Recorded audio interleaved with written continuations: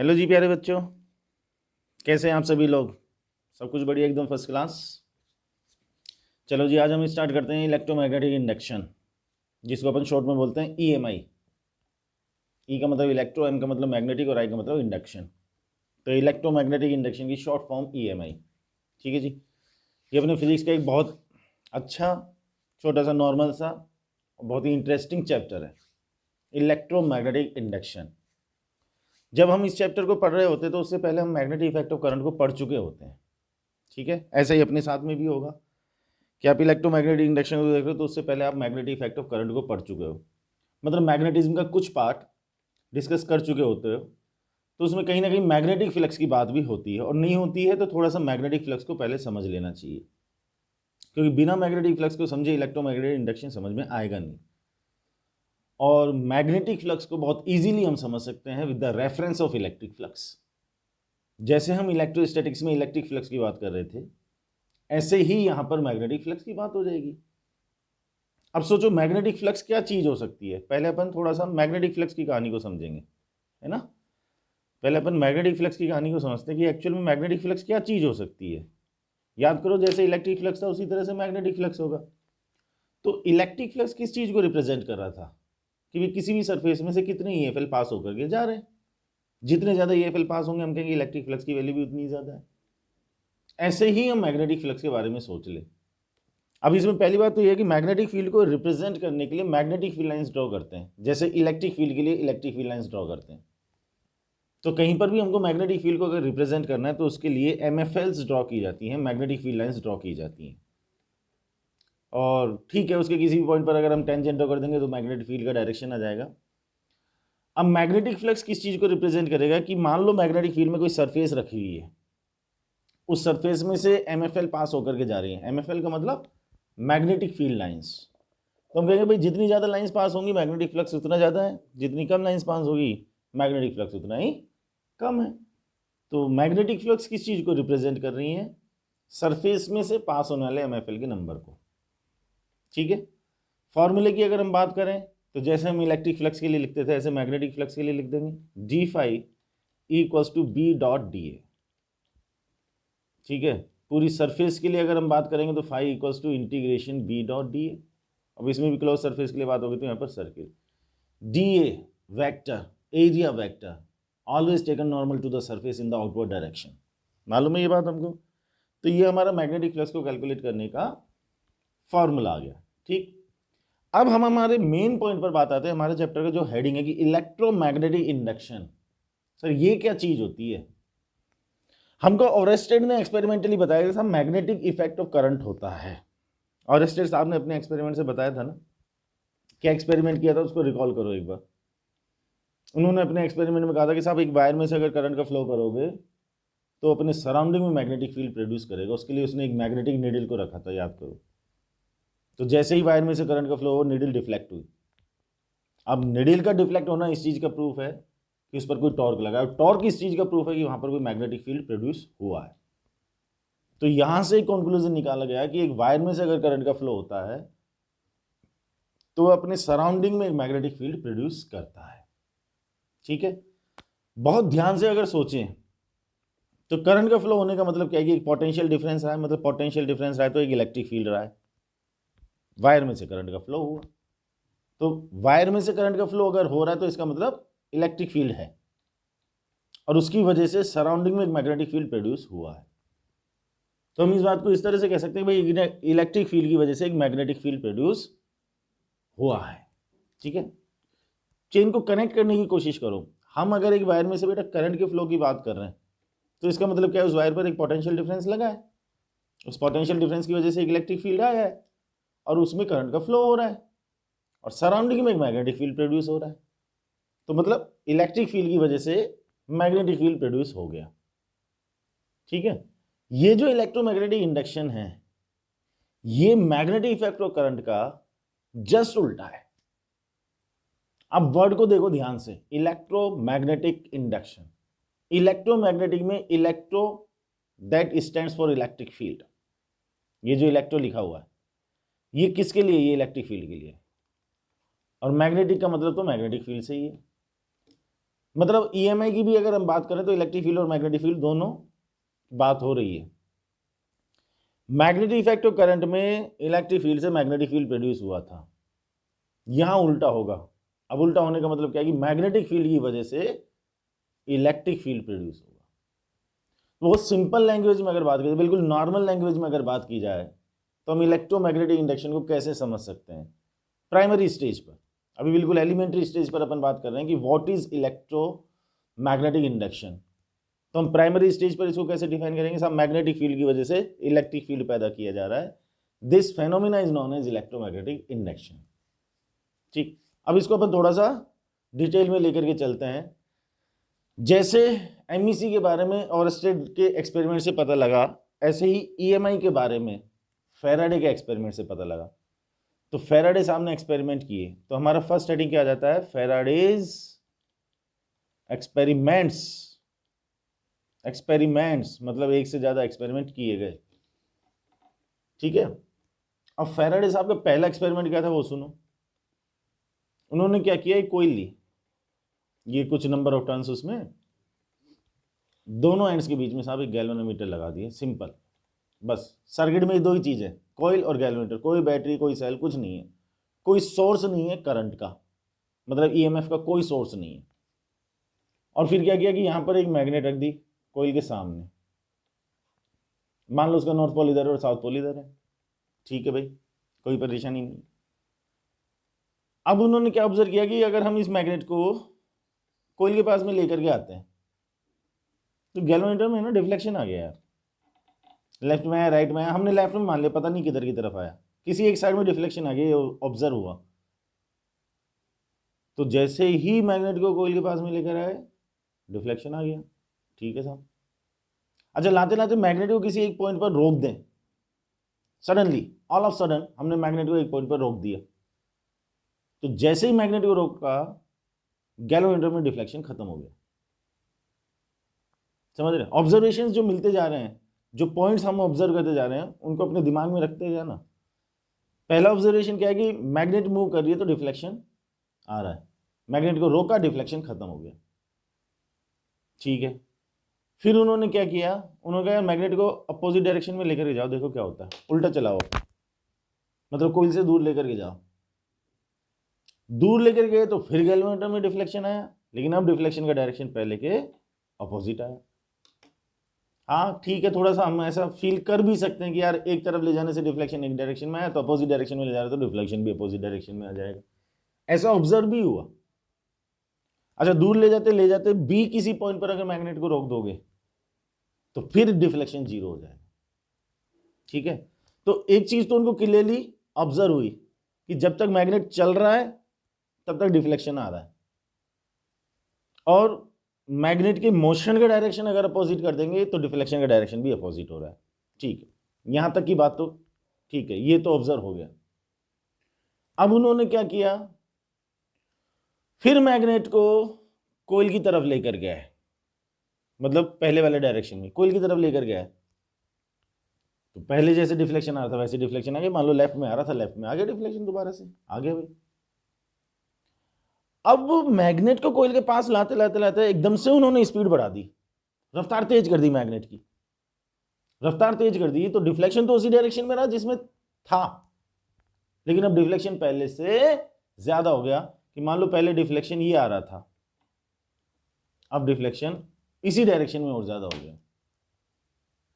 तो यहां से फिर एक पॉइंट और आ गया कि एक्चुअल में डिफ्लेक्शन कितना आएगा, ये मैग्नेट की रफ्तार पे डिपेंड कर रहा है। अभी तक के कंक्लूजन्स क्या निकल करके आ रहे हैं कि मैग्नेट मूव कर रहा है तो डिफ्लेक्शन है, मूवमेंट का डायरेक्शन अपोजिट तो डिफ्लेक्शन का डायरेक्शन अपोजिट। मूवमेंट की रफ्तार बढ़ा दो, मैग्नेट की रफ्तार बढ़ा दो तो डिफ्लेक्शन भी बढ़ जाएगा। ठीक है, अब उन्होंने कहा कि साहब एक काम करो, मैग्नेट के जो पोल है ना इनको इंटरचेंज कर लो, मतलब साउथ पोल तो इधर कर लो, नॉर्थ पोल इधर कर लो, उल्टा कर लो काम। अब मान लो कि नॉर्थ पोल जब इधर था और हम मैग्नेट को इधर लेकर के आ रहे थे तो डिफ्लेक्शन ऐसे लेफ्ट में आ रहा था। अब अगर साउथ पोल को इधर लेकर के आएंगे तो डिफ्लेक्शन अब इधर आएगा। इसका मतलब डायरेक्शन ऑफ डिफ्लेक्शन इस पे भी डिपेंड कर रहा है कि आप कौन से पोल को मैग्नेट के पास, सॉरी कोइल के पास में ला रहे हो या दूर लेकर के जा रहे हो। मतलब नॉर्थ पोल के लिए जो आपको ऑब्जर्वेशन मिल रहे थे, साउथ पोल के लिए उसके ऑब्जर्वेशन जस्ट उल्टे हो जाएंगे। मेरी बात समझ में आ रही है? नॉर्थ के लिए जो ऑब्जर्वेशंस आ रहे थे कि मान लो नॉर्थ को पास में लाने से डिफ्लेक्शन लेफ्ट में आ रहा था, तो साउथ को पास में लाने से डिफ्लेक्शन अब राइट में आएगा। तो नॉर्थ पोल के लिए जो ऑब्जर्वेशंस थे, साउथ पोल के लिए ऑब्जर्वेशन उसके जस्ट अपोजिट हो जाएंगे। ठीक है, अच्छा अब उन्होंने ऑब्जर्व तो किया, लेकिन इसका रीजन क्या है, इसके पीछे लॉजिक क्या है, कॉन्सेप्ट क्या काम कर रहा है, वो उनके पकड़ में नहीं आया। क्योंकि देखो गैल्वेनोमीटर में डिफ्लेक्शन आने का मतलब है गैल्वेनोमीटर में से करंट पास हो रहा है, और करंट पास होने का मतलब सर्किट में ईएमएफ प्रोड्यूस हो रहा है। अब ईएमएफ कहां से प्रोड्यूस हो रहा है? सर्किट में तो हमने ईएमएफ का कोई सोर्स लगाया ही नहीं, कोई बैटरी नहीं है, कोई सेल नहीं है, फिर कहां से ईएमएफ प्रोड्यूस हुआ? मैग्नेट के मूव करने से ऐसा क्या हो गया कि यार ईएमएफ प्रोड्यूस हो रहा होगा? तो कुल मिलाकर के बहुत अच्छे तरीके से उनको कहानी अभी क्लियरिफाई नहीं हुई कि ऐसा हुआ क्यों। तो उन्होंने एक एक्सपेरिमेंट और करेंगे। अब एक और एक्सपेरिमेंट क्या किया गया साहब, उन्होंने कहा कि एक कोइल लो, ठीक है, इससे बैटरी को कनेक्ट करो, इसके साथ में की भी लगाओ, और इसी के पास में एक दूसरी कोइल लेकर के उसके साथ सिंपली गैल्वेनोमीटर कनेक्ट कर दो। मतलब दो कोइल की कहानी हो गई, C1 और C2। ठीक है, अब उन्होंने पहली कोइल के साथ में ईएमएफ का सोर्स लगा दिया, मतलब बैटरी लगा दी और ये की लगा दी। ठीक है, अब इस एक्सपेरिमेंट में उन्होंने क्या ऑब्जर्व किया, उन्होंने कहा कि सब सर्किट में करंट का फ्लो किया जाए, तो उसके लिए इसमें प्लग लगाया, की में प्लग लगाएंगे ना, जैसे ही की में प्लग लगाया एक मोमेंट के लिए गैल्वेनोमीटर ने डिफ्लेक्शन दिया, फिर डिफ्लेक्शन जीरो हो गया। मतलब एक झटका आया, फॉर ए मोमेंट गैल्वेनोमीटर ने डिफ्लेक्शन दिया, फिर खत्म, वापस से जीरो हो गया। ये कौन सा मोमेंट था? ये वो मोमेंट था जब की में हम प्लग को इंसर्ट कर रहे थे, मतलब प्लग लग रहा है, प्रोसेस, प्लग लगाने का प्रोसेस वो एक मोमेंट का होता है छोटा सा, बस प्लग लगा रहे हैं, तो जिस मोमेंट में लगा रहे हैं उस मोमेंट में एक झटका आया, अब प्लग लग गया, प्लग लगा हुआ है, जब तक प्लग लगा रहेगा गैल्वेनोमीटर में जीरो डिफ्लेक्शन है, जब तक प्लग लगा रहेगा गैल्वेनोमीटर में जीरो डिफ्लेक्शन है। अच्छा, तो फिर थोड़ी देर के बाद में प्लग निकाला, तो अब वो जो प्लग निकाला, तो फिर वो एक मोमेंट जिसमें प्लग निकाला जा रहा है, तो गैल्वेनोमीटर में फिर एक मोमेंट के लिए डिफ्लेक्शन आया जो पहले वाले डिफ्लेक्शन के ऑपोजिट आया।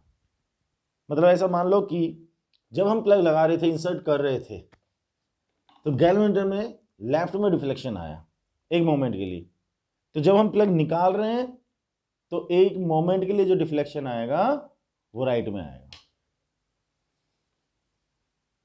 ठीक है, मतलब क्या ऑब्जर्वेशन है, प्लग लगा हुआ है तो डिफ्लेक्शन नहीं है, प्लग हटा हुआ है तो डिफ्लेक्शन नहीं है।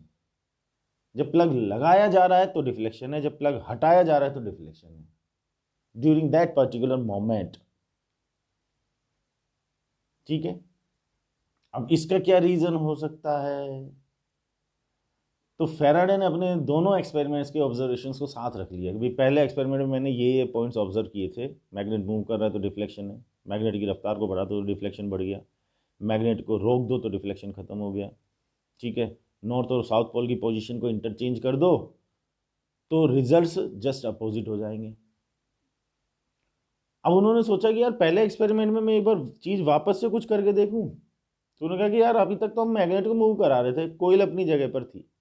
उन्होंने कहा यार एक काम करो, मैग्नेट को तो अब रेस्ट में रखो, कोइल को मूव कराओ मैग्नेट की तरफ या मैग्नेट से दूर। ठीक है, तो भी उन्होंने क्या ऑब्जर्व किया कि सब कोइल को मैग्नेट के पास लेकर के जा रहे हो तो भी गैल्वेनोमीटर डिफ्लेक्शन दे रहा है, कोयल की रफ्तार बढ़ा दो तो डिफ्लेक्शन बढ़ जाएगा, कोयल को दूर लेकर जाओगे डिफ्लेक्शन का डायरेक्शन अपोजिट हो जाएगा।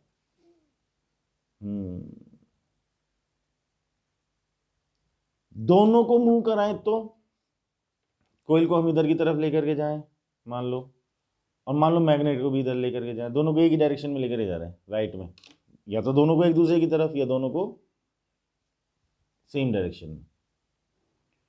अब उन्होंने एक चीज बहुत खास ऑब्जर्व की कि जब मैग्नेट और कोयल दोनों सेम डायरेक्शन में मूव कर रहे हैं, जैसे इस डायरेक्शन में मूव कर रहे हैं, मैग्नेट और कोयल दोनों सेम डायरेक्शन में मूव कर रहे हैं, तो अगर इनकी रफ्तार अलग अलग है तब तो गैल्वेनोमीटर में डिफ्लेक्शन आ रहा है।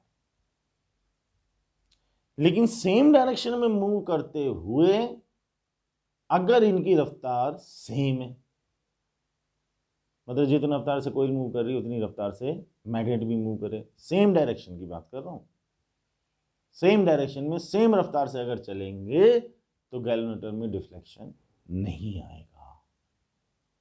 यहां से कुछ उनको लॉजिक पकड़ में आया, कुछ उनको कॉन्सेप्ट पकड़ में आया कि यार कुछ बात अब क्लिक हो रही है। कैसे कि देखो जी, मैग्नेट और कोयल दोनों रेस्ट में थे तो भी डिफ्लेक्शन नहीं था, और जब दोनों सेम डायरेक्शन में सेम रफ्तार से मूव कर रहे हैं तो भी डिफ्लेक्शन नहीं है। इसका मतलब जितने भी ऑब्जर्वेशंस हैं, फर्स्ट एक्सपेरिमेंट से रिलेटेड बात हो रही है, कि सब जितने भी ऑब्जर्वेशंस हैं उनसे एक कंक्लूजन तो पक्का है कि गैल्वेनोमीटर डिफ्लेक्शन तभी दे रहा है जब कोयल और मैग्नेट के बीच का जो गैप है वो गैप चेंज होगा। अब इसको आप सारे ऑब्जर्व पॉइंट्स में फिट करके देखो, क्या ये बात फिट होती है? हमने कहा कि साहब मैग्नेट को कोयल के पास ला रहे हैं तो डिफ्लेक्शन है, गैप चेंज हुआ है, दूर लेकर के जा रहे हैं तो भी गैप चेंज हुआ है, कोयल को मैग्नेट के पास ले जा रहे हैं तो भी गैप चेंज हुआ है, कोयल को मैग्नेट से दूर लेकर जा रहे हैं तो भी गैप चेंज हुआ है, दोनों को एक दूसरे की तरफ मूव करा रहे हैं तो भी गैप चेंज हुआ है, दोनों को सेम डायरेक्शन में अलग अलग रफ्तार से मूव करा रहे हैं तो भी गैप चेंज हुआ है, दोनों को सेम डायरेक्शन में सेम रफ्तार से मूव करा रहे हैं तो गैप चेंज नहीं हुआ। और जब जब गैप चेंज नहीं होगा डिफ्लेक्शन जीरो आएगा। इसको प्रॉपर लैंग्वेज में अगर बोला जाए तो अगर मैग्नेट और कॉइल के बीच में रिलेटिव मोशन अगर है, क्या निकल कर आया? Relative motion. मैग्नेट और कॉइल के बीच में अगर रिलेटिव मोशन है तो डिफ्लेक्शन है, मतलब करंट है। अगर रिलेटिव मोशन नहीं है तो डिफ्लेक्शन भी नहीं है। ठीक, अच्छा चलो पहले एक्सपेरिमेंट के लिए हमने ये बात मान ली कि सब गैप है उससे, बट अभी इसमें लॉजिकल चीज क्या निकल कर गई? गैप का डिफ्लेक्शन से लिंक क्या हो सकता है, कनेक्शन क्या हो सकता है? मान लिया हमने गैप वाली बात, हमको समझ में भी आ रही है, यहाँ पे गैप चेंज हो रहा है तो डिफ्लेक्शन आ रहा है। इसका मतलब गैप अगर चेंज होगा तो ईएमएफ प्रोड्यूस हो रहा है। हाँ ये बात तो सही है भाई, गैप अगर चेंज हो रहा है तो ईएमएफ प्रोड्यूस हो रहा होगा, क्योंकि गैल्वेनोमीटर में डिफ्लेक्शन इस चीज का प्रूफ है कि बेटा सर्किट में करंट है, और सर्किट में करंट इस चीज का प्रूफ है कि सर्किट में ईएमएफ है। और हम ये भी कह रहे हैं कि डिफ्लेक्शन तब आ रहा है जब गैप चेंज हो रहा है।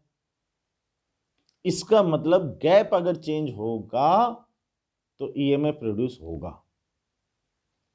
ठीक है, अभी तो हम इतने कंक्लूजन पर पहुंचे कि गैप चेंज तो ईएमएफ प्रोड्यूस होगा। ठीक है साहब, ईएमएफ प्रोड्यूस होगा अगर गैप चेंज होगा तो। चलो, लेकिन अभी ये कनेक्टिविटी बन नहीं रही। गैप का ईएमएफ से क्या लिंक हो सकता है? एक तरफ मतलब एक तो हम काइनेमेटिक्स की बात कर रहे हैं, रिलेटिव मोशन, और दूसरी तरफ हम करंट पर आ गए कि ईएमएफ प्रोड्यूस हुआ। इनके बीच की कड़ी क्या है, इनके बीच का कनेक्शन क्या है, कनेक्ट कैसे हो रही हैं चीजें आपस में? उन्होंने कहा सेकंड एक्सपेरिमेंट में भी थोड़ी सी नजर डाल लो, शायद कोई फाइनल कंक्लूजन मिल जाए। कैसे? अब थोड़ा सा सेकंड एक्सपेरिमेंट पर उन्होंने स्टडी की तो उन्होंने कहा कि यार जब प्लग लगा रहे हैं तो एक मोमेंट के लिए डिफ्लेक्शन आ रहा है और जब हटा रहे हैं तो डिफ्लेक्शन आ रहा है। क्या रीजन हो सकता है? मतलब उन्होंने कहा कि यार आप है ना दो सिचुएशंस को कंपेयर करो। कौन सी दो सिचुएशंस को कंपेयर करो? एक प्लग इंसर्ट कर रहे हो और एक प्लग इंसर्टेड है। मतलब एक तो प्लग आप लगा रहे हो और एक प्लग लगा हुआ है। तो आपको समझ, जब प्लग लगा हुआ है तो सर्किट में जो करंट है वो डायरेक्ट करंट है, क्योंकि बैटरी है। डायरेक्ट करंट मतलब कांस्टेंट करंट। अच्छा, और जब प्लग लगा रहे हैं तब? भाई ये तो क्लियर हो गया, जब प्लग लगा हुआ है तो कांस्टेंट करंट है। और जब कांस्टेंट करंट है किस में? इस सर्किट में बात कर रहा हूँ। इस सर्किट में मतलब इस कॉइल में कांस्टेंट करंट है, तो यहाँ पर डिफ्लेक्शन नहीं आ रहा है। यही तो है बात। और जब हम प्लग लगा रहे हैं तो उस एक मोमेंट के बारे में सोचो, जब प्लग लगाया जा रहा है तो उस एक मोमेंट से पहले अगर हम देखें तो करंट कितना था? 0। और उस एक मोमेंट के बाद में इस सर्किट में करंट कितना हो गया? कांस्टेंट। ठीक है। क्या हम ऐसा कह सकते हैं कि उस एक मोमेंट में कॉइल C1 में जो करंट है उसकी वैल्यू 0 से कांस्टेंट तक पहुंच रही है? हालांकि ये इतना छोटा मोमेंट है, इतना कम टाइम है कि आप इसको माइन्यूटली प्रैक्टिकली शायद ऑब्जर्व ना कर पाओ, बट इसको सोचो लॉजिकली कि उस मोमेंट से पहले क्या था? करंट 0 था। उस मोमेंट के बाद क्या हुआ? करंट कांस्टेंट हो गया। तो उस एक मोमेंट में क्या हुआ? जब हम प्लग लगा रहे थे तो करंट की वैल्यू 0 से कांस्टेंट पर पहुंची है। इसका मतलब उस एक मोमेंट के लिए इस कॉइल में जो करंट है, उस एक मोमेंट में इस कॉइल में जो करंट है उस करंट की वैल्यू चेंज हुई है। ठीक है साहब, उस मोमेंट में करंट की वैल्यू चेंज हुई है। तो भाई करंट की वैल्यू अगर चेंज होगी कॉइल में तो उस कॉइल के अंदर जो मैग्नेटिक फील्ड प्रोड्यूस होगा वो भी चेंज होगा। हाँ, ये तो हमने मैग्नेटिक इफेक्ट ऑफ करंट में पढ़ा कि भाई करंट अगर चेंज होगा तो मैग्नेटिक फील्ड चेंज होगा। ठीक है। और मैग्नेटिक फील्ड अगर चेंज होगा तो MFL का नंबर भी चेंज होगा। कहने का तात्पर्य क्या हुआ कि उस एक मोमेंट में इस कोइल में जो ये MFL प्रोड्यूस हो रहे हैं, मैग्नेटिक फील्ड को रिप्रेजेंट करने वाली ये जो लाइंस हैं, इन लाइंस का जो नंबर है वो चेंज हो रहा है। और ये जो MFL हैं, इन्हीं में से कुछ MFL इस कोइल में से पास होकर के ऐसे वापस आ रही हैं। ये कुछ ऐसे पास होकर के C2 में से पास होकर के वापस आ रही है। कुछ ऐसी भी है जो बाहर से घूम करके आ गई। ठीक। अब ये जो चेन है इसको पूरा कनेक्ट करने की कोशिश करो। वापस से सोचते हैं, जब हम प्लग इंसर्ट कर रहे हैं तो उस मोमेंट में करंट की वैल्यू 0 से कांस्टेंट तक पहुंच रही है। मतलब कोइल में करंट चेंज हो रहा है। करंट चेंज हो रहा है तो कोइल में मैग्नेटिक फील्ड चेंज हो रहा है। फील्ड चेंज हो रहा है तो MFL का नंबर चेंज हो रहा है। MFL में से कुछ MFL C2 में से पास हो रही हैं। जब C1 के लिए MFL का नंबर चेंज होगा तो C2 के लिए भी MFL का नंबर चेंज होगा। हाँ या ना? मतलब C2 में से पास होने वाले MFL का नंबर भी चेंज होगा। और MFL का नंबर चेंज होने का मतलब मैग्नेटिक फ्लक्स चेंज होगा। हाँ या ना? तो किस तरह से इनडायरेक्टली चीज कनेक्ट हो रही है कि जब हम इसमें प्लग इंसर्ट कर रहे हैं तो C2 में फ्लक्स चेंज हो रहा है। कनेक्शन समझ में आया कि जब प्लग इंसर्ट कर रहे हैं तो C2 में फ्लक्स चेंज हो रहा है, और फ्लक्स चेंज हो रहा है तो गैलोमीटर हमको डिफ्लेक्शन दे रहा है। ठीक है, एक बार चेक करके देखते हैं कि क्या ये बात अब सेट हो रही है। अब आप कहोगे सर जब प्लग लग गया तो करंट तो उसके बाद में भी है। अब उस चीज पर सोचो, जब प्लग लग गया तो करंट कांस्टेंट हो गया। करंट कांस्टेंट हो गया तो C1 में जो मैग्नेटिक फील्ड है वो कांस्टेंट हो गया। फील्ड अगर कांस्टेंट हो गया तो MFL का नंबर फिक्स हो गया। MFL का नंबर फिक्स तो C2 में से पास होने वाले MFL का नंबर भी फिक्स हो गया। MFL का नंबर फिक्स हो गया तो मैग्नेटिक फ्लक्स फिक्स हो गया, मतलब मैग्नेटिक फ्लक्स में चेंज नहीं हो रहा, गैलोमीटर डिफ्लेक्शन नहीं दे रहा। अब कुछ लोग ये सोचते हैं कि साहब डिफ्लेक्शन तब आ रहा है जब C2 के लिए मैग्नेटिक फ्लक्स है। मैग्नेटिक फ्लक्स की वजह से डिफ्लेक्शन नहीं है बेटा, मैग्नेटिक फ्लक्स में चेंज की वजह से डिफ्लेक्शन है। फ्लक्स तो पहले भी था, फ्लक्स में अगर कोई चेंज होगा तो गैलोमीटर डिफ्लेक्शन दे रहा है। आप इस चीज को उस मोमेंट पर अप्लाई करके देखो जब हम इस की में से प्लग को बाहर निकाल रहे हैं, जरा उसके बारे में सोचो। जब की में से प्लग को बाहर निकाल रहे हैं तो क्या हो रहा है, उस एक मोमेंट के बारे में सोचो। उस मोमेंट में क्या हो रहा है, उस मोमेंट से पहले करंट कांस्टेंट था, प्लग निकालते करंट जीरो हो गया, उल्टा हो गया ना काम। तो उस मोमेंट में भी तो C1 के लिए करंट चेंज हुआ, करंट चेंज हुआ तो फील्ड चेंज हुआ, फील्ड चेंज हुआ तो MFL का नंबर चेंज हुआ, यहाँ नंबर चेंज हुआ तो C2 में भी नंबर चेंज हुआ, नंबर चेंज हुआ तो फ्लक्स में चेंज हुआ, फ्लक्स में चेंज हुआ तो गैलोमीटर ने फिर झटका दिया, डिफ्लेक्शन दिया। इसका मतलब जब C2 के फ्लक्स में चेंज होगा तो EMF पैदा हो रहा है C2 में, और EMF पैदा हो रहा है तो करंट है, और करंट है तो गैलोमीटर डिफ्लेक्शन दे रहा है। हमने कहा कि यार ये वाला लॉजिक पहले एक्सपेरिमेंट में भी फिट हो रहा है क्या? पहले वाले एक्सपेरिमेंट में अभी तक तो हम ये चिल्ला रहे थे रिलेटिव मोशन है तो EMF प्रोड्यूस हो रहा है, गैप चेंज हो रहा है तो EMF प्रोड्यूस हो रहा है। यहाँ मैग्नेटिक फ्लक्स की अगर बात करें तो ये हमारी मैग्नेट, MFL ड्रॉ करेंगे तो नॉर्थ पोल से साउथ पोल, मैग्नेट के बाहर नॉर्थ पोल से साउथ पोल, नॉर्थ पोल से साउथ पोल, ऐसे चल रही है ना कहानी, बिल्कुल चल रही है।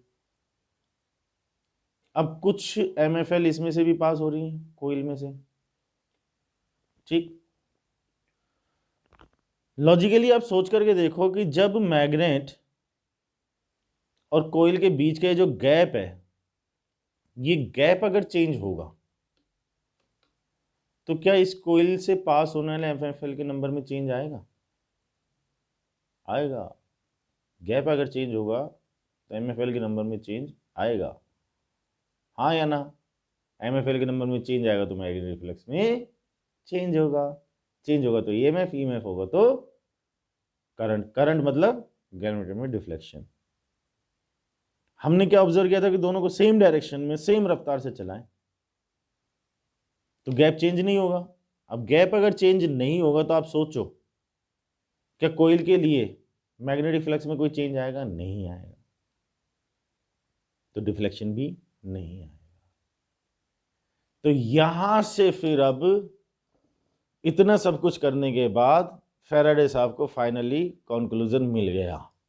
कंक्लूजन क्या मिल गया कि साहब किसी भी कोइल के लिए, किसी भी लूप के लिए अगर मैग्नेटिक फ्लक्स में, केवल फ्लक्स नहीं क्योंकि फ्लक्स तो इलेक्ट्रिक भी होता है, किसी भी कोइल या लूप के लिए अगर मैग्नेटिक फ्लक्स में चेंज होता है तो उसमें एक EMF प्रोड्यूस होगा, और अगर सर्किट कंप्लीट हो रहा है तो उस EMF की वजह से एक करंट भी प्रोड्यूस होगा। ये जो EMF प्रोड्यूस होता है इसको कहते हैं बेटा इंड्यूस्ड EMF। क्या कहते हैं? Induced EMF। हिंदी में कहेंगे प्रेरित विद्युत वाहक बल, और इसकी वजह से जो करंट आता है उसको कहते हैं इंड्यूस्ड करंट। क्या कहते हैं? इंड्यूस्ड करंट, मतलब प्रेरित धारा। आ रही है बात समझ में? ये चैप्टर बस इंड्यूस्ड EMF, इंड्यूस्ड करंट पर ही घूमेगा, ठीक है। तो इलेक्ट्रोमैग्नेटिक इंडक्शन को अब हम किस तरह से डिफाइन कर सकते हैं कि इलेक्ट्रोमैग्नेटिक इंडक्शन एक ऐसा फेनोमिना है जिसमें किसी भी कोइल या लूप के लिए अगर मैग्नेटिक फ्लक्स में चेंज होता है तो उसमें एक EMF इंड्यूस होता है, और सर्किट अगर कंप्लीट हो तो उस EMF की वजह से एक करंट भी इंड्यूस होता है। This phenomena is known as electromagnetic induction, विद्युत चुंबकीय प्रेरण। किसने बताया? फैराडे साहब ने। तो ये जो भी मैंने स्टेटमेंट बोला ये फैराडे का फर्स्ट लॉ है, फर्स्ट लॉ है, ठीक। अब फैराडे साहब ने फर्स्ट लॉ तो ये हो गया कि फ्लक्स में अगर चेंज होगा तो EMF प्रोड्यूस होगा, ठीक है। फिर एक सेकंड लॉ भी दिया फैराडे साहब ने। सेकंड लॉ क्या दिया? वो उन्होंने ऑब्जर्वेशन के बेसिस पर दिया। उन्होंने क्या ऑब्जर्व किया था कि हम मैग्नेट की रफ्तार अगर बढ़ा दो या कोयल की रफ्तार बढ़ा दो तो डिफ्लेक्शन बढ़ जाएगा। अब जरा कोरिलेट करना चीज़ों को, गैल्वेनोमीटर में डिफ्लेक्शन बढ़ने का मतलब करंट बढ़ गया, करंट बढ़ने का मतलब ईएमएफ बढ़ गया। ठीक है, तो ईएमएफ कब ज्यादा आया, ईएमएफ कब ज्यादा इंड्यूस हुआ, जब rate of change of flux ज्यादा है। आप सोचो, अगर सोचो मैं मैग्नेट को एक बार 1 सेंटीमीटर पर सेकंड की रफ्तार से ला रहा हूं और एक बार मैं इसको 3 सेंटीमीटर पर सेकंड की रफ्तार से ला रहा हूं, ठीक है, फ्लक्स में चेंज तो यहां भी होगा और फ्लक्स में चेंज यहां भी होगा, लेकिन जब ज्यादा रफ्तार से लेकर के आऊंगा तो rate of change of flux for this particular coil will be more. Flux में चेंज की जो रेट है, रेट मतलब 1 सेकंड में कितना चेंज होगा, तो 1 सेकंड में चेंज कहां ज्यादा मिलेगा, जहां 1 सेकंड में गैप में चेंज भी ज्यादा होगा, हाँ या ना। और 1 सेकंड में गैप में चेंज ज्यादा कहां होगा, जहां पर रफ्तार ज्यादा होगी। तो सेकंड लॉ उन्होंने ये कहा कि जो ईएमएफ इंड्यूस होता है उसको स्मॉल ई से डिनोट करते हैं, that is proportional to rate of change of magnetic flux with respect to time. तो E equals to K d phi upon d t. Experimentally K की वैल्यू 1 आ गई, तो E equals to d phi upon d t. Now the statement can be कि coil के लिए, loop के लिए जो इंड्यूस्ड ईएमएफ है, जो प्रेरित विद्युत वाहक बल है, वो फ्लक्स में समय के साथ परिवर्तन की दर के बराबर है, rate of change of magnetic flux के इक्वल है। इसी से अपने न्यूमेरिकल सॉल्व होंगे। ठीक है, कभी भी ऐसे मत मान कर चलो कि फ्लक्स में चेंज अगर ज्यादा है तो ईएमएफ ज्यादा है। ये एक मिसकॉन्सेप्ट है कि चेंज अगर ज्यादा है तो ईएमएफ ज्यादा है। रेट ऑफ चेंज अगर ज्यादा है, आप कहो कि एक कोयल में चेंज हुआ 2 का, दूसरी कोयल में भी चेंज हुआ 2 का, ठीक है, तो जरूरी नहीं कि जो ईएमएफ दोनों में प्रोड्यूस हो वो इक्वल ही हो, क्योंकि फ्लक्स में चेंज की वैल्यू सेम है, बट पॉसिबल है कि पहली कोयल में जो फ्लक्स में चेंज आया वो 1 सेकंड में ही हुआ था और दूसरी कोयल में जो चेंज आया वो 2 सेकंड में हुआ था। तो रेट ऑफ चेंज किसके लिए ज्यादा हुई, पहली कोयल के लिए, तो ईएमएफ किस में ज्यादा आएगा, पहली कोयल में। तो ये बहुत स्पेशली ध्यान रखना है कि चेंज के इक्वल नहीं आता, रेट ऑफ चेंज के इक्वल आएगा। जहां पर रेट ज्यादा मिलेगी, जहां ज्यादा तेजी से फ्लक्स में चेंज आएगा, वहां पर ईएमएफ ज्यादा मिलेगा। Is that clear? यहां तक की कहानी क्लियर 100% तरीके से? अच्छा, ये तो ईएमएफ की बात। सर्किट कंप्लीट हो, मान लो सर्किट का रेजिस्टेंस आर हो, तो हम सर्किट में करंट कितना लिखेंगे, E upon R, that will be 1 upon R d phi upon d t. Clear? Yes sir, बिल्कुल क्लियर। ठीक है, अब इसी के साथ में अपन इंड्यूस्ड चार्ज की भी बात कर सकते हैं। कैसे? इंड्यूस्ड ईएमएफ मतलब प्रेरित विद्युत वाहक बल, इंड्यूस्ड करंट मतलब प्रेरित धारा। आई को हम क्या लिख सकते हैं, यहां लिख रहा हूं मैं, आई को लिख देंगे d q upon d t, that is equals to 1 upon R d phi upon d t. D t से डी टी गायब, तो d q equals to 1 upon R d phi. Clear? Q की अगर हम बात करेंगे तो क्या करते हैं, 1 upon R integration d phi, phi की लिमिट फाई 1 से फाई 2 तक, total induced charge that is equals to 1 by R phi 2 minus phi 1। ठीक है, एक बहुत छोटी सी बट इंपॉर्टेंट बात, देखो जो ईएमएफ इंड्यूस हुआ वो रेट पर डिपेंड कर रहा है, जो इंड्यूस्ड करंट है वो भी रेट पर डिपेंड है, राइट, बट जो इंड्यूस्ड चार्ज है वो चेंज पे डिपेंड है, रेट पर नहीं। Induced EMF rate of change of magnetic flux पे डिपेंड करेगा, induced current rate of change of magnetic flux पे डिपेंड करेगा, बट जो इंड्यूस्ड चार्ज है वो रेट ऑफ चेंज पे डिपेंड नहीं करेगा, केवल चेंज पे डिपेंड करेगा, डी फाई, डी टी गायब हो गया उसमें से। ये बात ध्यान रखना, कॉन्सेप्चुअल चीज़ है ये। बोलो ये बात क्लियर है अच्छे तरह से, 100% तरीके से? हाँ सर यहाँ तक क्लियर है, ठीक है ना, पक्का क्लियर है अपन को। एक बहुत ही लेकिन इंपॉर्टेंट सवाल जो ना तो अभी तक हमने पूछा और ना अभी तक उसका कोई जवाब आया। जब सवाल ही नहीं आया तो जवाब कहाँ से आएगा? सवाल ये है कि सर हमको ये तो समझ में आया कि गैल्वेनोमीटर में डिफ्लेक्शन क्यों आ रहा है, क्योंकि ईएमएफ पैदा हुआ और वो फ्लक्स में चेंज की वजह से पैदा हुआ। ये बात तो हमको फर्स्ट और सेकंड एक्सपेरिमेंट दोनों में समझ में आ गई अब। लेकिन एक बात सर अभी हमको क्लियरिफाई नहीं है कि हम ये कैसे डिसाइड करेंगे कि कौन सी सिचुएशन में करंट कौन से डायरेक्शन में होगा। ये हम इस बात को इस तरह से पूछे कि गैल्वेनोमीटर में डिफ्लेक्शन लेफ्ट में आएगा या राइट में आएगा, ये हम कैसे डिसाइड करेंगे? How will we decide the direction of current in the circuit, कि सर्किट में जो करंट का डायरेक्शन है वो कब तो क्लॉकवाइज होगा, कब वो एंटी क्लॉकवाइज होगा, ये चीज कैसे डिसाइड की जाएगी? करंट होता है, किस वजह से होता है हमको पता है, बट उसका डायरेक्शन कैसे डिसाइड किया जाएगा? इसका जवाब फैराडे साहब के पास में नहीं था। फैराडे साहब ने कहा देखो जी मैंने तो आपको इतना बता दिया क्यों तो पैदा हुआ और कितना पैदा होगा, अब करंट कौन से डायरेक्शन में होगा, डिफ्लेक्शन कौन से डायरेक्शन में आएगा, ये मैं आपको क्लेरिफाई नहीं कर सकता। तो साहब इसका जवाब कौन देगा? इसका जवाब दिया हमको लेंज ने, Lenz law.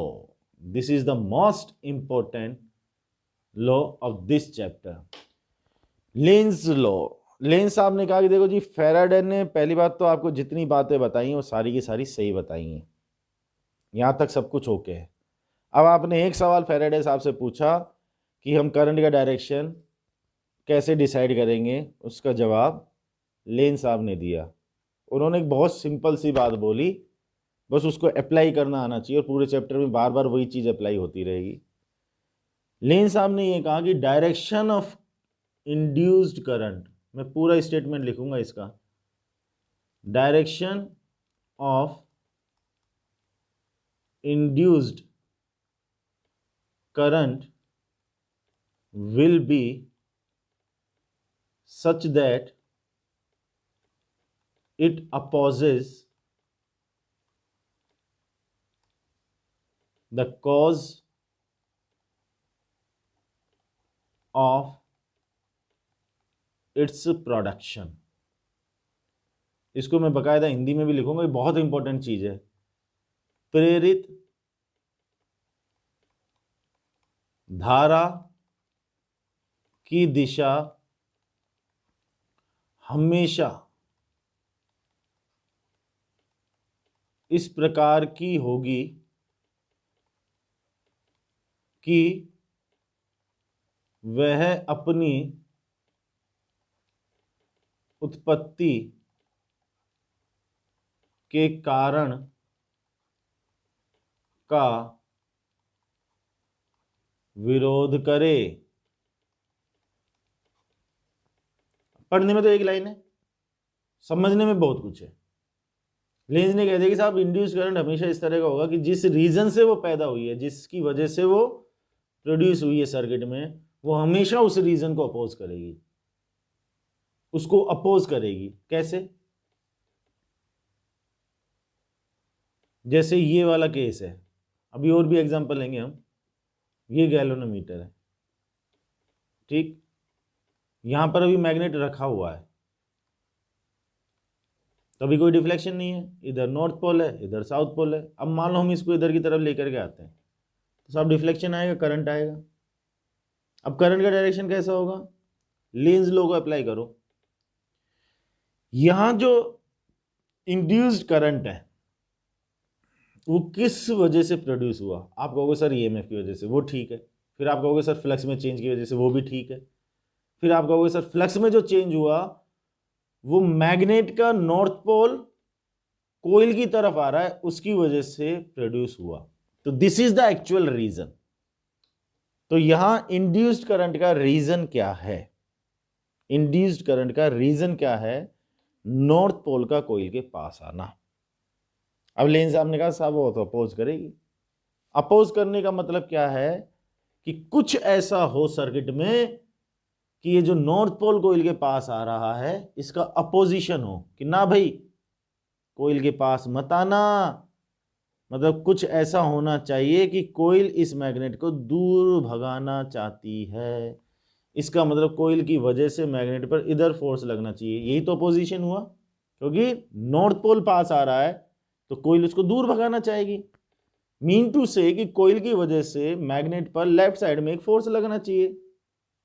Mean to say there must be a repulsive force, कि कोइल की वजह से मैग्नेट पर एक प्रतिकर्षण बल लगना चाहिए, एक रिपल्सिव फोर्स लगना चाहिए, और वो तब होगा जब यहां पर नॉर्थ पोल बनेगा, क्योंकि नॉर्थ ही तो नॉर्थ को रिपेल करेगा, नॉर्थ ही तो नॉर्थ को रिपेल करेगा। सोचो ना कि कोइल की वजह से मैग्नेट पर फोर्स लेफ्ट में आना चाहिए, क्यों आना चाहिए? क्योंकि उसको अपोज करना है। अपोज किस चीज को करना है? नॉर्थ पोल के पास आने को। तो कोइल की वजह से फोर्स लेफ्ट में लगना चाहिए, इसका मतलब यहां पर नॉर्थ बन, अच्छा यहां पर नॉर्थ बनेगा तो इधर साउथ बनेगा। अब इस हिसाब से देख लो कि इधर की तरफ नॉर्थ बन जाए और इधर की तरफ साउथ बन जाए, तो ये जो हमारी कोइल है इसमें करंट कुछ इस तरह से घूम जाए, ये करंट ऐसे घूमे, ये ऐसे घूमे, ये ऐसे घूमे, ये ऐसे घूमे, ये ऐसे घूमे, ये ऐसे घूमे। क्यों? क्योंकि एक छोटी सी बात बताता हूं मैं आपको, कि जैसे ये लूप है, ठीक है, इस छोटे से कॉन्सेप्ट को समझना, चीजें बहुत इजी हो जाएंगी आपके लिए। मान लो ये सर्कुलर लूप है और हमारे प्लेन में ही रखा हुआ है, मतलब स्क्रीन के प्लेन में ही रखा हुआ है। अब मान लो इसमें करंट का फ्लो इस तरह से हो रहा है क्लॉकवाइज, तो इसके सेंटर पर मैग्नेटिक फील्ड किधर आएगा? वो तो हम राइट हैंड थंब रूल से निकालेंगे। करंट क्लॉकवाइज है तो इस पर मैग्नेटिक फील्ड क्रॉस, मतलब अंदर की तरफ। इमेजिन करो कि एमएफएल कैसे जा रही होंगी, क्रॉस है मैग्नेटिक फील्ड, मतलब एमएफएल अंदर घुस रही है ना स्क्रीन में। अब क्या सिचुएशन बनेगी? एमएफएल अंदर घुसी और पीछे से राउंड लगा करके स्क्रीन के आगे से आकर के और स्क्रीन में वापस घुस रही होगी। मतलब ये कहानी अगर मैं थोड़ा सा ड्रॉ करना चाहूं तो कुछ इस तरह से चल रही होगी कि ये पीछे से बाहर निकली और ये इसके आगे से आकर के वापस इसके अंदर घुस जाए, क्योंकि जो एमएफएल है वो क्लोज लूप बनाएगी। अब जो एमएफएल स्क्रीन में अंदर घुसी है वैसा थोड़ी कि बिल्कुल सीधे के सीधे चलती चली जाएगी। जो घुसी है वो स्क्रीन के पीछे से घूमेगी, घूम करके ऊपर से राउंड लगा करके या नीचे से राउंड लगा करके और वापस स्क्रीन के सामने आएगी और स्क्रीन में फिर अंदर घुस जाएगी। अब इस चीज को अगर हम विजुअलाइज करें तो हम कहेंगे हमारी साइड से एमएफएल अंदर जा रही है स्क्रीन में, बट स्क्रीन के पीछे अगर हम खड़े हो तो एमएफएल उधर से निकल रही है, निकल रही है या नहीं? निकल रही है। जिधर से एमएफएल निकलती है वो नॉर्थ पोल होता है और जिधर से अंदर जाती है वो साउथ पोल। तो हम कहेंगे कि हमारे जो लूप है ना, इस लूप का फेस, मतलब इस लूप को अगर हम स्क्रीन के पीछे से खड़े होकर के देखेंगे तो हम कहेंगे कि नॉर्थ पोल बना हुआ है, और स्क्रीन के सामने से देखेंगे जहां से अभी हम देख रहे हैं तो हम कहेंगे कि ये एक साउथ पोल बना हुआ है। Are you getting my point? कहने का तात्पर्य क्या हुआ कि जब एक लूप में से करंट का फ्लो होगा, जब एक लूप में से करंट का फ्लो होगा तो उसमें नॉर्थ और साउथ पोल बनेंगे, मतलब वो एक मैग्नेटिक डाइपोल की तरह काम करेगा। उसका एक फेस नॉर्थ पोल और दूसरे साइड से देखेंगे तो साउथ पोल नजर आएगा, तो वो अपने आप में एक मैग्नेटिक डाइपोल बन जाएगा।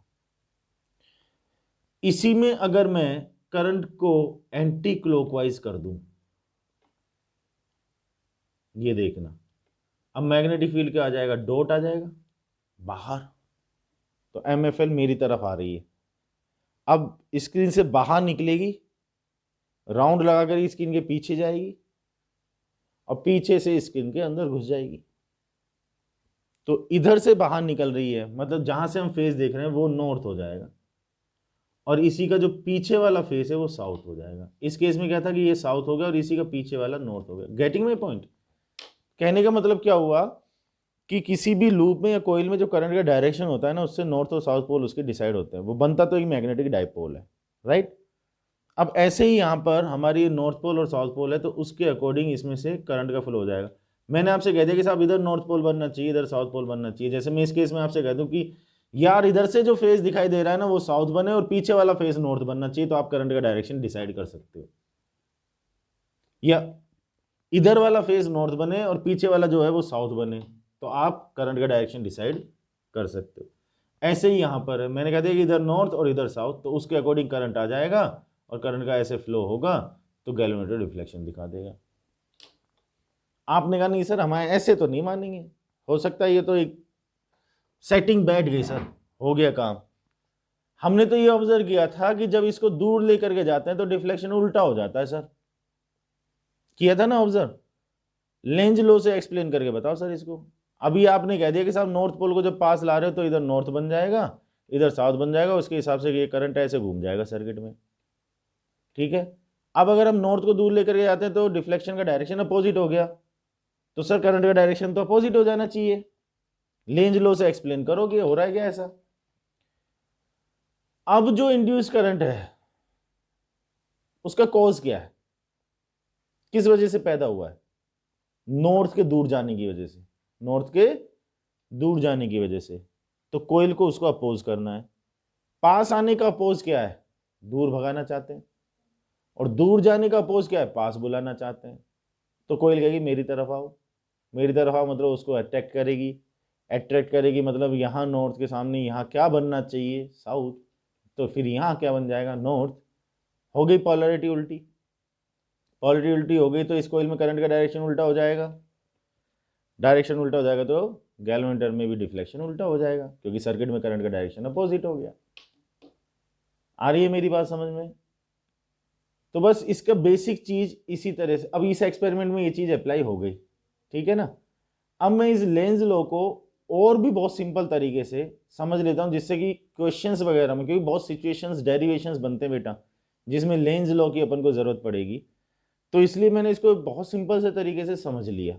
क्या समझ लिया कि सबसे पहली बात तो यह है कि जो भी सिचुएशन, जो भी केस या जो भी क्वेश्चन आपको दिया हुआ है उसमें आपसे अगर इंड्यूस डीएमएफ या इंड्यूस करंट की बात करें, तो पहले तो आप ये चेक कर लो कि कोयल या लूप जो भी दिया हुआ है अपन को, उसके लिए कोई मैग्नेटिक फ्लक्स में चेंज हो रहा है कि नहीं हो रहा, पहले तो ये कंफर्म कर लो। फ्लक्स में चेंज हो रहा है तो आगे की बात करो, अगर फ्लक्स में चेंज नहीं है तो फ्लक्स ईएमएफ है ही नहीं, छोड़ो फिर तो उसको। अब अगर हो रहा है तो हम कैसे डिसाइड करें, तो एक बहुत सिंपल सा तरीका कि अगर उसके लिए कोयल या लूप जो भी है उसके लिए मैग्नेटिक फ्लक्स अगर बढ़ रहा है, ठीक है, हमारे केस में जो भी सिचुएशन है, क्वेश्चन में जो भी सिचुएशन है उसमें अगर मैग्नेटिक फ्लक्स बढ़ रहा है तो इंड्यूस करंट कुछ ऐसा होना चाहिए कि वो उसको घटाना चाहती है। अभी एग्जांपल भी लूंगा लेकिन पहले समझ लो कि मैग्नेटिक फ्लक्स अगर बढ़ रहा है तो इंड्यूस्ड करंट का डायरेक्शन कुछ ऐसा होना चाहिए कि वो उस मैग्नेटिक फ्लक्स को घटाना चाहता है। मैग्नेटिक फ्लक्स अगर घट रहा है तो इंड्यूस्ड करंट का डायरेक्शन कुछ ऐसा होना चाहिए कि वो उस मैग्नेटिक फ्लक्स को बढ़ाना चाहता है, ठीक है। फॉर एग्जांपल, सिंपल सा एग्जांपल कि मान लो ये हमारा लूप है और इसको रख दिया हमने एक मैग्नेटिक फील्ड में, और वो मैग्नेटिक फील्ड मान लो चुंबकीय क्षेत्र मान लो अंदर की तरफ है भाई, लगा दिया हमने क्रॉस, बहुत बढ़िया लगा दिया, अब अंदर की तरफ है। सोचो अगर मैं इस मैग्नेटिक फील्ड को बढ़ाऊं तो इस लूप में कोई करंट इंड्यूस होगा क्या, पहले तो सोचो, होगा तो फिर सोचो डायरेक्शन क्या होगा, पहले आप सोचो फिर मैं एक्सप्लेन करूंगा। सोच लिया, स्क्रीन पॉज कर लेना आप। अब देखो कहानी क्या है, मैग्नेटिक फील्ड है अंदर, आप तो एमएफएल सोचा करो, अपने दिमाग में एमएफएल बनाया करो कि यार एमएफएल किधर जा रही है, बस वो क्लियर होना चाहिए, एमएफएल अंदर जा रही है। मैंने कहा यार मैग्नेटिक फील्ड को बढ़ा दो, तो अंदर जाने वाले एमएफएल का नंबर बढ़ रहा है, इसका मतलब फ्लक्स में चेंज तो आ रहा है कोइल के लिए, तो करंट तो इंड्यूस होगा या नहीं होगा। अब मैं आपसे कह रहा हूं कि अंदर की तरफ एमएफएल बढ़ रहे हैं तो इंड्यूस करंट क्या चाहेगा कि अंदर की तरफ एमएफएल ना बढ़े।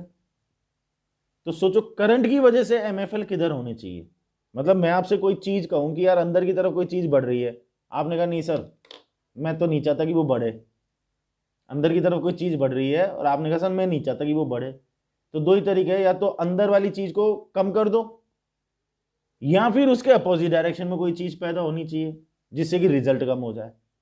आ रही मेरी बात समझ में? तो अंदर की तरफ MFL बढ़ रहे हैं तो इंड्यूस करंट उसको अपोज करेगा, तो इंड्यूस करंट की वजह से MFL अंदर जाने चाहिए कि बाहर आने चाहिए? बाहर आने चाहिए, तभी तो अंदर जो संख्या बढ़ रही है उसका अपोजिशन होगा। तो अब करंट का डायरेक्शन ऐसा होना चाहिए कि MFL बाहर निकले, मतलब इंड्यूस करंट की वजह से जो मैग्नेटिक फील्ड आए वो बाहर की तरफ आना चाहिए। बोलो बात सही है कि नहीं है? इंड्यूस करंट की वजह से जो मैग्नेटिक फील्ड आए वो बाहर की तरफ होना चाहिए। तो इसका मतलब करंट कैसे होना चाहिए? क्या ये करंट ऐसे होना चाहिए? अब आप राइट हैंड थंब रूल लगा लो। करंट अगर एंटी क्लॉकवाइज लेंगे, ऐसे करंट घूमेगा, उंगलियां ऐसे मोड़ दोगे तो मैग्नेटिक फील्ड बाहर आ जाएगा ना। तो ऐसे हमने इंड्यूस करंट का डायरेक्शन डिसाइड कर लिया। बोलो ये बात समझ में आ रही है नहीं आ रही है? अच्छे तरीके से, 100% तरीके से, गारंटेड, पक्की बात है, ठीक है। और एक एग्जांपल ले लेते हैं। क्या एग्जांपल ले लेते हैं कि मान लो ये हमारा सर्कुलर लूप है, मैग्नेटिक फील्ड बाहर की तरफ है, dot dot dot dot dot, बाहर की तरफ है मैग्नेटिक फील्ड, ठीक है। और मैग्नेटिक फील्ड कम कर रहे हैं। अब बताओ इंड्यूस करंट का डायरेक्शन। स्क्रीन पोज करो, ट्राई करो, इंड्यूस्ड करंट का डायरेक्शन कौन सा आएगा? सोच लिया? पहली बात तो MFL बाहर की तरफ है और मैग्नेटिक फील्ड हम घटा रहे हैं, तो बाहर की तरफ MFL का नंबर घट रहा है।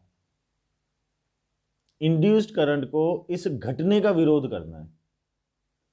घटने का विरोध मतलब बढ़ाना चाहे, तो इंड्यूस्ड करंट क्या चाहेगी कि नहीं यार बाहर की तरफ MFL का नंबर बढ़ना चाहिए क्योंकि वो घट रहा है, घटने का विरोध करना है। तो इंड्यूस्ड करंट की वजह से भी MFL बाहर आनी चाहिए। इसका मतलब इंड्यूस्ड करंट कैसे होना चाहिए? इंड्यूस्ड करंट ऐसे होना चाहिए। ये लो, वही बात आ गई। तो ऐसे अपन किसी भी केस में इंड्यूस्ड करंट का डायरेक्शन डिसाइड कर सकते हैं। तो आप ले लोग एक बहुत सिंपल लैंग्वेज में नोट कर सकते हैं कि किसी भी लूप या कुंडली के लिए चुंबकीय फ्लक्स का मान यदि घटता है तो प्रेरित धारा उसे बढ़ाना चाहेगी, और यदि मान बढ़ता है तो प्रेरित धारा उसे घटाना चाहेगी, ठीक। If magnetic flux for a coil और loop increases, induced current tends to decrease it, or if the magnetic flux decreases, the induced current tends to increase it. Is that clear? यहाँ तक की कहानी अपन को क्लियर है। अब एक छोटा सा डेरिवेशन हम देखते हैं कि एक कंडक्टिंग रोड है, उसको अगर हम मैग्नेटिक फील्ड में मूव कराएं तो उसमें कितना EMF प्रोड्यूस होगा, उसको हम कहते हैं मोशनल EMF। इमोशनल नहीं, मोशनल, मोशनल EMF, हिंदी में कहेंगे गतिक विद्युत वाहक बल, मतलब जो विद्युत वाहक बल प्रेरित हुआ है गति की वजह से, ठीक है। सिचुएशन क्या है कि मान लो इस तरह से ये दो पटरियां बिछा दी हमने पैरेलल, और इनके अक्रॉस ये हमने कंडक्टिंग रोड चालक छड़ रख दी, ठीक है साहब, नाम इसका PQ रख दिया बेटा, और इसकी जो लेंथ है उसको हमने L ले लिया। अब हमने क्या किया कि यहाँ पर एक गैल्वेनोमीटर कनेक्ट कर दिया, चेक करने के लिए कि साहब डिफ्लेक्शन आ रहा है कि नहीं आ रहा है, कब आ रहा है। और मान लो मैग्नेटिक फील्ड है अंदर की तरफ, यूनिफॉर्म मैग्नेटिक फील्ड मान लो, अंदर बाहर किसी भी डायरेक्शन में मान लो। तो ये जो पूरा अरेंजमेंट मैंने दिखाया ये तो है प्लेन में। कौन से प्लेन में? स्क्रीन के प्लेन में, मतलब हमारे पेपर के प्लेन में। और जो मैग्नेटिक फील्ड है वो इसके परपेंडिकुलर हो गए मान लो अंदर की तरफ। अब मैं आपसे ये कहूँ कि यार ये जो चालक छड़ या कंडक्टिंग रोड है ये V रफ्तार से इधर जा रही है, राइट में या लेफ्ट में, किधर भी ले सकते हो आप, कोई बड़ी बात नहीं है। ये राइट में मूव कर रही है, तो इसमें कितना EMF प्रोड्यूस होगा ये अपन को कैलकुलेट करना है, ठीक है। तो अब लेंज साहब ने जो हमको लॉ दिया उसके बाद से हम जो E का एक्सप्रेशन फैराडे साहब ने बताया था ना d∅/dt, उसको अब हम थोड़ा सा रेक्टिफाई करके अब इस तरह से लिखने लग गए -d∅/dt। कारण समझ में आ रहा है? फैराडे साहब ने तो ये बताया, लेंज साहब ने कहा बस इसमें माइनस वो लगा लो यार। क्यों? माइनस इस चीज को इंडिकेट करेगा कि ये जो ईएमएफ है ये फ्लक्स में जो चेंज है उसको अपोज करता है। तो माइनस केवल इसी चीज के लिए है कि ईएमएफ फ्लक्स में चेंज को अपोज कर रहा है, विरोध कर रहा है। जो विद्युत वाहक बल प्रेरित हुआ वो फ्लक्स में परिवर्तन का विरोध कर रहा है, उस विरोध को प्रदर्शित करने के लिए ही माइनस लगा रहे हैं। वैल्यू तो वही है d∅/dt, ठीक है। अच्छा साहब, तो अब v इधर की तरफ, अब अगर हम ध्यान से देखें तो ये हमारा एक लूप बना हुआ है, देखो बना हुआ ना बेटा। जब मैं इस चालक छड़ या कंडक्टिंग रोड को राइट में खिसकाऊंगा तो ये जो हमारा लूप है इसका एरिया चेंज होगा, होगा, क्षेत्रफल चेंज होगा, क्षेत्रफल चेंज होगा तो फ्लक्स में चेंज आएगा। आएगा कैसे भाई? फाई इक्वल्स टू हम क्या लिखेंगे? B A dot phi equals to B A cos theta. मैं आपसे पूछूं कि चुंबकीय फ्लक्स या मैग्नेटिक फ्लक्स में चेंज कब होगा? आप कहोगे सर तीन पॉसिबिलिटी है, या तो चुंबकीय क्षेत्र मतलब मैग्नेटिक फील्ड में चेंज हो, या फिर एरिया क्षेत्रफल में चेंज हो, या फिर दोनों के बीच का जो एंगल है उसमें चेंज हो। हमारे इस केस में देखो क्या हो रहा है, ये छड़ या रोड जब इधर की तरफ मूव करेगी तो इस लूप का जो एरिया है वो चेंज हो जाएगा। एरिया अगर चेंज हो जाएगा तो फ्लक्स में भी चेंज आ जाएगा, और फ्लक्स में चेंज आएगा तो ईएमएफ तो प्रोड्यूस होगा। अब वो कैलकुलेट कैसे करें? हमने कहा कि यार मान लो dt टाइम में ये जो चालक छड़ या कंडक्टिंग रोड है वो यहाँ पहुँच गई, कितना खिसक गई? वो खिसक गई dx। कितने टाइम में? dt टाइम में। तो पहली बात तो हम लिखेंगे v इक्वल्स टू dx/dt,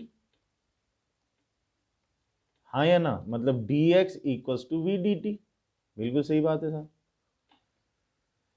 अब वो फ्लक्स में चेंज कितना आया, फ्लक्स में परिवर्तन कितना आया? यहां से जैसे b और a के बीच में एंगल आप लोगे तो 0 डिग्री है भाई, एरिया वेक्टर भी स्क्रीन के परपेंडिकुलर और मैग्नेटिक फील्ड भी स्क्रीन के परपेंडिकुलर। तो हम डी फाई की अगर बात करें तो डी फाई कितना आएगा? B d a. समझना बेटा, इसमें कंफ्यूज मत होना। Phi equals to B a, theta तो मैंने 0 कर दिया, तो डी फाई क्या होना चाहिए? B d a plus a d b. अब भी समझ में नहीं आया तो बहुत सिंपल से तरीके से बोलता हूँ, डिफरेंशिएशन कर लो टी के रेस्पेक्ट में। D phi upon d t equals to b d a upon d t plus में a d b upon d t. सही लिखा? हमारे केस में मैग्नेटिक फील्ड मतलब चुंबकीय क्षेत्र में तो कोई परिवर्तन है ही नहीं, इसका मतलब d b upon d t तो हमारे केस में क्या है? 0। तो d phi upon d t कितना आ गया? ये आ गया b d a upon d t. D a है change in the area in d t time. यहां जरा इस फिगर में चेक करना, एरिया क्षेत्रफल कितना चेंज हुआ? इतना, इतना ही तो चेंज हुआ। तो हम डी ए इक्वल्स टू क्या लिखेंगे? अब ये एरिया कितना हो गया? L into D x. बोलो बात क्लियर है क्या? अरे समझ में आ रहा है कि नहीं आ रहा? तो d phi upon d t equals to b, d a तो आ गया एल डी एक्स आ गया, और अपॉन में आ गया डी टी। ये क्या चीज है बेटा जी? ये वी है या नहीं है? तो d phi upon d t b l v, यही तो हमारा ई है। तो प्रेरित विद्युत वाहक बल या इंड्यूस्ड ईएमएफ कितना आ गया बेटा? V b l. बोलो ये बात समझ में आई या नहीं है? कंफर्म करो ये बात क्लियर है या नहीं है? अच्छी तरह से इसको चेक कर लो, सिंपल सी बात है, एरिया में चेंज निकाल लो, अपना फॉर्मूला लगा दो, खत्म बात। तो इंड्यूस्ड ईएमएफ या प्रेरित विद्युत वाहक बल वी बी एल आ गया। क्या यहां तक की कहानी क्लियर होगी? 100% तरीके से, ठीक है। इस वीडियो में अपन इतना रखते हैं, इसी से रिलेटेड डिस्कशन आगे कंटिन्यू रहेगा हमारा नेक्स्ट वीडियो में। वहाँ हम लेंज में ऊर्जा संरक्षण का नियम लागू होता है, वो चीज़ भी डिस्कस करेंगे। मतलब लेंज लॉ में एनर्जी कंजर्वेशन अप्लाई हो रहा है, वो भी चीज़ डिस्कस की जाएगी। और इस मोशनल ईएमएफ से रिलेटेड भी आगे बात की जाएगी, कुछ और केसेस लेकर के चलेंगे। ठीक है, तब तक इसको देखो, अच्छी तरह से पढ़ो और समझो चीज़ों को। ओके, बाकी अपन नेक्स्ट वीडियो में डिस्कस करेंगे बेटा। ठीक है, चल, थैंक यू, सी यू।